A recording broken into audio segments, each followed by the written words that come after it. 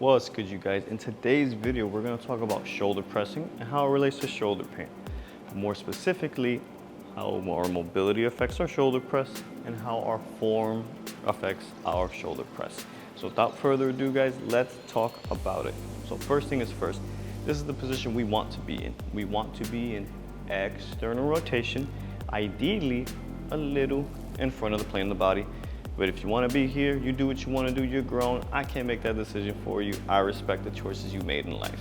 Okay? So not here, a little forward. We want to maintain this external rotation while we're pressing, right? So you want to think about bringing the fist to the ceiling, elbow directly under the wrist, okay? So we're pressing like that. But if we're a bit tight, we might not be able to get to this position in the start, or we may not be able to maintain this position while we're pressing. So how do we fix that? Well, we just need to get our pecs more flexible. We need to get our lats more flexible. And any internal rotator we have, we need to be more flexible. So first thing is first, let's talk about the pecs, okay? We're gonna stretch them out. I'm gonna show you how I want you to get into them, okay? So you find the corner of the wall, a pole, whatever you got, whatever you're working with. Arm is going to rest against it. Notice I said rest, we're not pressing into it, okay? One foot's gonna go forward. We do not want the elbow to pop off and the shoulder to roll forward, okay? We wanna keep the shoulders down and back and relaxed. Knee bends forward to bring the body weight forward. We get a good pull here. We want more of a pull. Pull away or raise the arm. If you can't seem to keep the elbow on, that means you're just too tight. Arm needs to be lower. Arm needs to be lower. Now we're gonna address the lats, okay? So all I want you to do, you grab a pole about shoulder height, ideally a little higher just because it makes it more easy. You're going to just sit the body weight back. It's really that easy. You're gonna feel a good pull here. If you want more of a pull, we're going to separate the pelvis from the shoulder, right? And now you should feel an increased stretch there. Again, more of a stretch, hold higher when you do this, okay? You'll feel a very good pull. Now we're gonna address some of the internal rotators, but specifically the subscapularis, right? If you're very tight, you may start slow and that's fine.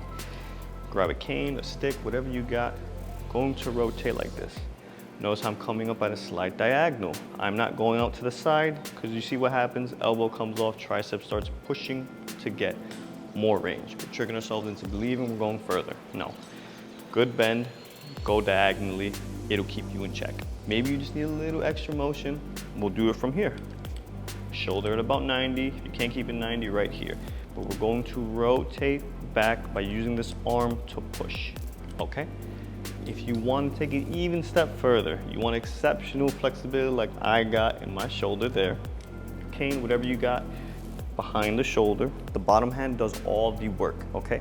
Going to rotate, going back just like that. We're gonna hold it there.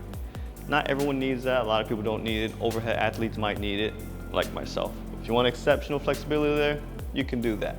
Now, assuming your flexibility is good and it's not the reason you can't maintain this position, it's a mechanical issue, okay? So what I want us to do, elbow needs to be directly under the wrist, right?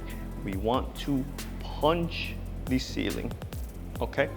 So maintain that the entire time we're doing this.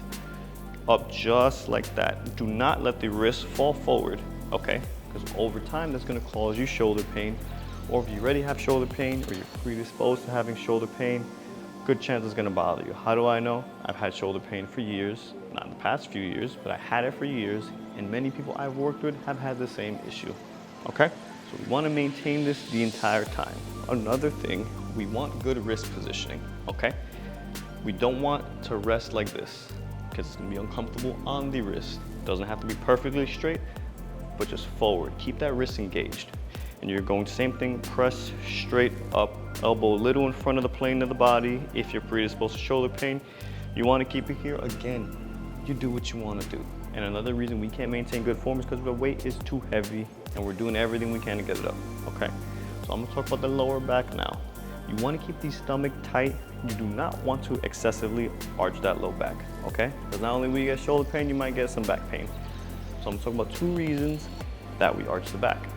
One, because the weight is too heavy, okay? So when we arch that back, we're almost turning it into a little bit of an incline, using a little more of those upper pec fibers to help assist us to get that heavy ass weight up, right? Weight might just be too heavy. I understand if you're pushing it, you're working hard, you do your thing, you make the call you think is necessary. If you need a little arch in your back, again, you do your thing. I'm not saying not to do it. Or you may not be flexible, right? So you are trying to maintain that external rotation. You're trying your very best not to let that hand fall forward, right? So we do that because of the lack of flexibility. So those are two reasons we're gonna recruit that low back in our shoulder press. But again, ideally, you wanna keep everything nice and tight. You want to glute squeeze when you're doing your shoulder presses. If you're doing a straight leg, whatever you are doing. All right, guys, let's recap. Get more flexible pecs, more flexible lats. Stretch those internal rotators, bring them into external rotation. Use a broomstick or use a cane. When we do this, we want to have elbows in line with the wrists, punching straight up to the ceiling, ideally a little in front of the plane of the body, okay?